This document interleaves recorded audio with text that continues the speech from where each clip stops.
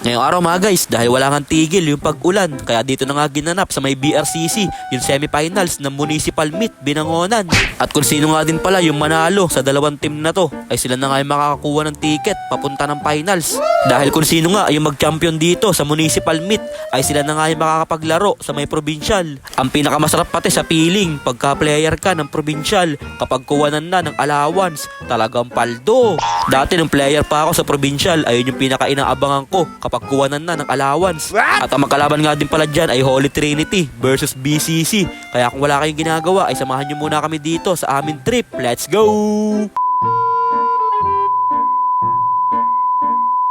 So, ayun po pagdating ko nga dito sa may BRCC ay sobrang dami ng tao. Kaya naghanap muna ako dito ng maiispatan. Kaya dito na nga lang ako naupo sa may gilid. Wala kasi tayong pagsasabitan dito. Hindi tayo pwedeng maging si Spider-Man. Nagsisimula na nga din pala yung first quarter nung dumating ako dito. Kakauwi ko lang kasi galing kaming Tanay. Kaya pinakitaan kagad ako nila Idol ng mga hustle na play. Kaso lang na outside, sayang.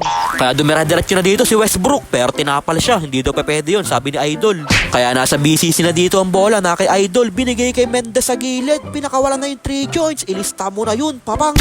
Pero grabe nga dyan yung ginagawang depensa ng Holy Trinity. Talagang pinapahirapan nila makapagbaba ng bola yung BCC.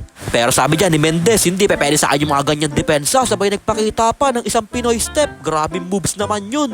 Si Mendez nga lang yung gumagawa dyan sa BCC. Hindi kasi ginagamit yung kapatid ni J-Nock.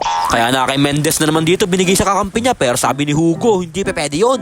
At bigla na nga din dumating dyan yung mga food trip nito mga player ng Holy Trinity. Kaya pala ganadong-ganado na si Hugo. Sayang lang, hindi niya pa nilay up yun, pinasa pa niya.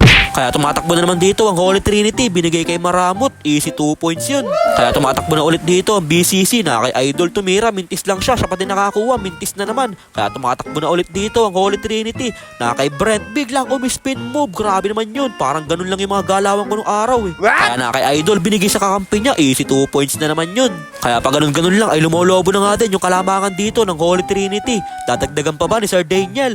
Kaso lang tumilaok yung mga manok. Kaya nasa Holy Trinity na ulit dito ang bola na kay Idol, biglang pumulap jumper, binasic lang.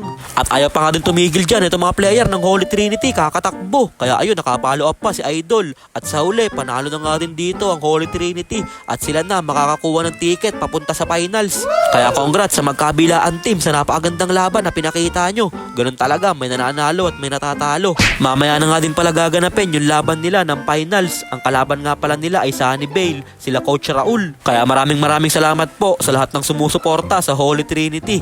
Lalo na po kay Sir Rene at kala Sir Kent, kay Sir Timothy at kay Ma'am May. At syempre sa lahat ng mga teacher at sa lahat ng mga estudyante na nagpunta pa dito sa BRCC para lang suportahan kayo.